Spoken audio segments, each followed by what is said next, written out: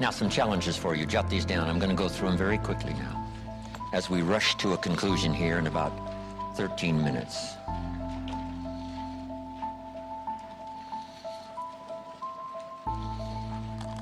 Here they are. You're going to have to write fast now. Here's number one. Review your performance, whether it's communication or whether it's activity or whether it's a CEO or whether it's on the job. Here's what my father said, a seminar in a sentence. I wish he was here to give it, but since he's not here, in his honor, I will give his seminar in a sentence. Here it is. Always do more than you get paid for to make an investment in your future. Now, some unions would argue with us on this, but that's my papa's seminar in a sentence. Always do more than you get paid for to make an investment in your future.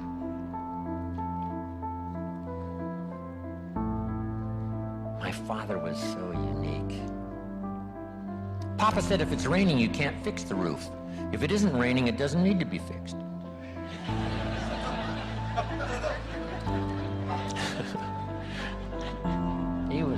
He was a grand old man.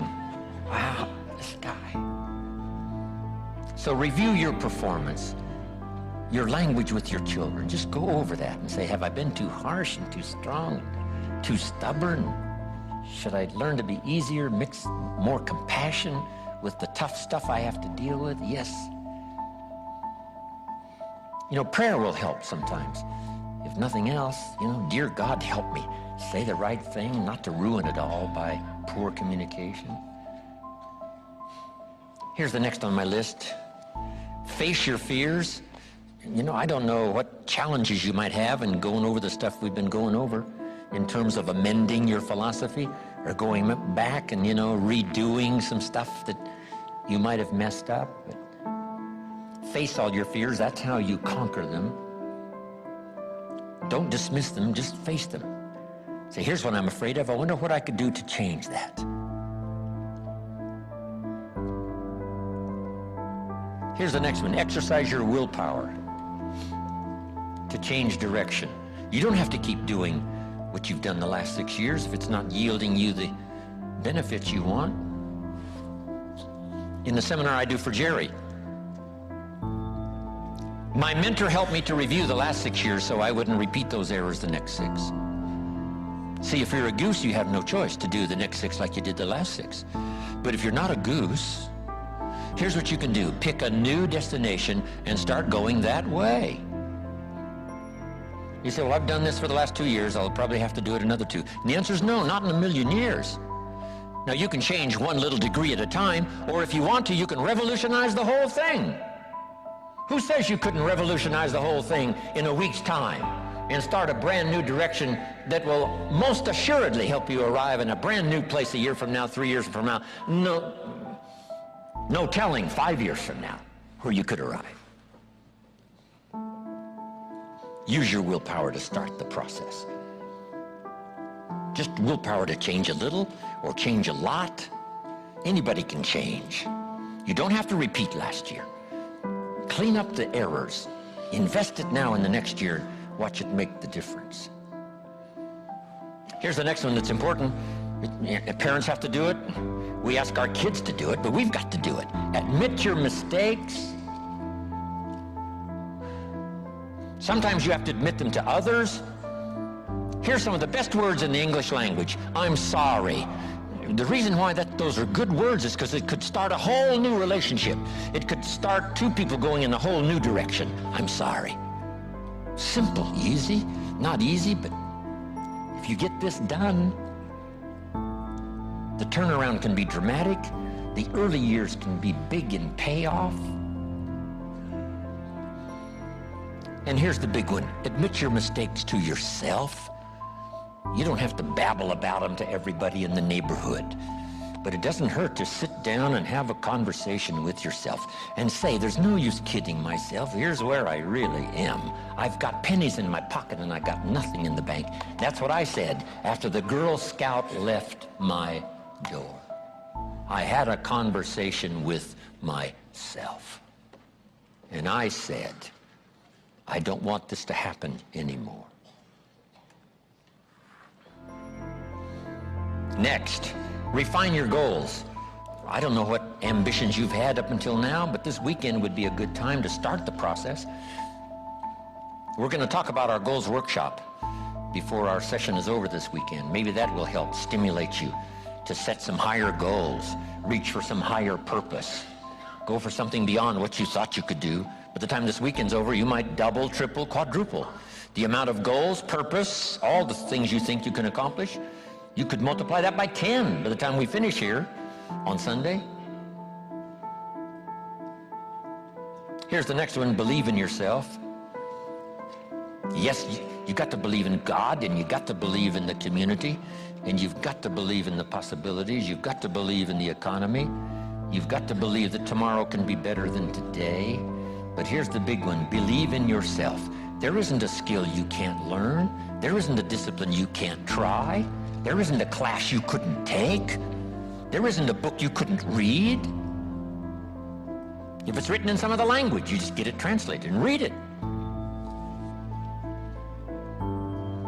Here's the next one. Ask for wisdom. This is communication of the highest source. Ask for wisdom. Ask for wisdom that creates answers. Ask for the wisdom that creates faith to believe things are possible.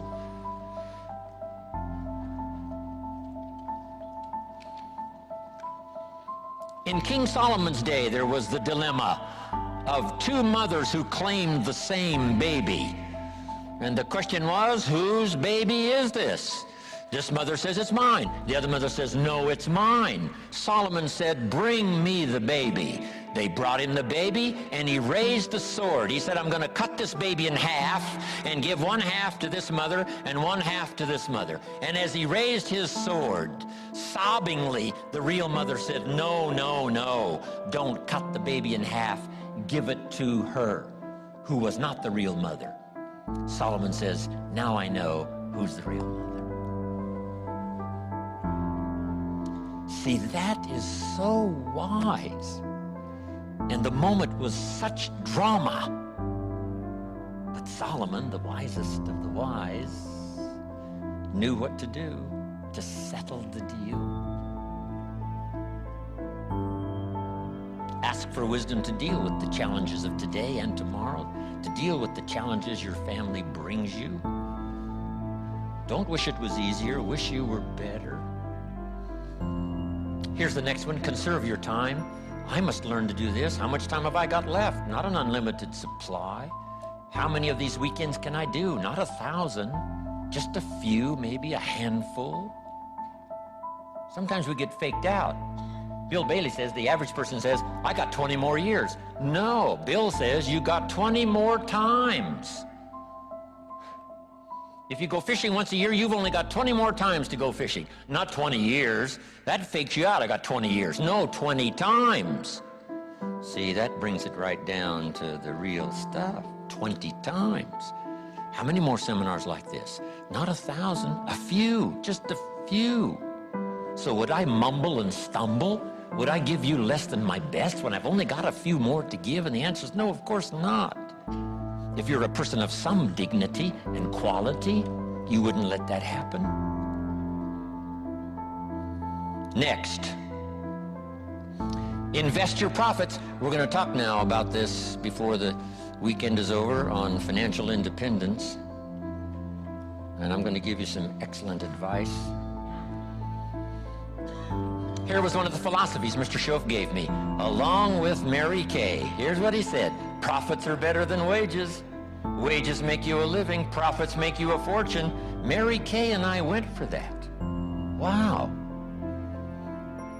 Could we start earning profits while we're making a living? The answer is yes. I went berserk. Here's one now. Protect your family. These are troublesome times. Not that they haven't been troublesome times for 6,000 years. At school, troublesome times. I know a wonderful mother and a wonderful father who had two boys. In school, they went two different directions, and one became a model citizen and the other one went to jail. Wow. protect your family as best you can from the hidden dangers, the lurking evil one. Here's the next one. Live with intensity. You might as well turn it up a notch or two after this weekend. Why not? Invest more of you in whatever you do. Be a little stronger, be a little wiser. Step up your vitality, contribution. Put everything you've got into everything you do, and then ask for more vitality and more strength and more vigor, more heart, more soul. Next, find your place. This one now is so important. If you just work on a job, find the best place where you can serve well. And sure enough, they'll ask you to occupy a better place. And if you keep doing the job well, the guy says, well, if I had a better job, I'd really pour it on. But I got this lousy job, so I just goof off. See, that's the philosophy of disaster. So you've got a lousy job. Do the very best you can. That's your best way out. Is not to do less than you could, but to do the best you can. With that philosophy, your life can take great leaps forward. Here's a Bible phrase that says, if you work on your gifts, they will make room for you. They'll make a place for you. Here's the next one. Demand integrity from yourself. You can't demand integrity from someone else. Integrity is like loyalty. You can't demand it of someone else. You can only demand it of yourself. Be the best example of loyalty, and you'll get some loyal followers. Be the best example of integrity, and you'll have people surround you that have integrity. Lead the way. Next, welcome the disciplines. Can't give you much better advice than that, because disciplines create the reality. Disciplines build bridges, build cities.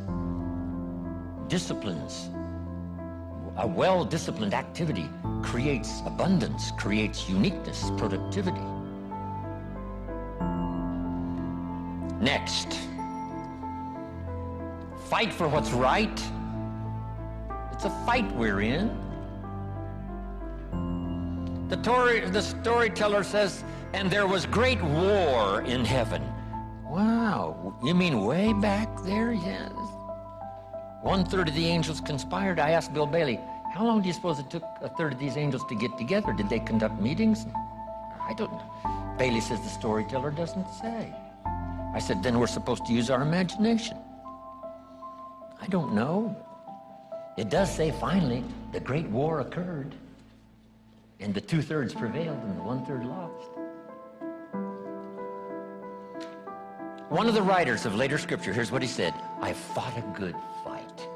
See, that's extraordinary to be able to say. I fought for my kids, and I fought for what was right, and I fought for my good health, and I fought to protect my company, and I fought for a good career that would bless my family. I fought a good fight. It's good to fight. The encroachment. Opposites are in conflict, and we're in the middle. And if you want something valuable, you got to fight for it. Then this writer also said, not only have I fought a good fight, and I'll finish with this, and I got a much longer list, but maybe I can cover these at another time. He said, I fought a good fight, and I kept the faith. See, that's the deal. Keep faith with your family. Fight like crazy and keep faith. Fight the enemy and keep faith. Fight illness and keep faith. Fight the evil and keep faith. I can't give you much better advice. So thank you very much for your attention. I appreciate it.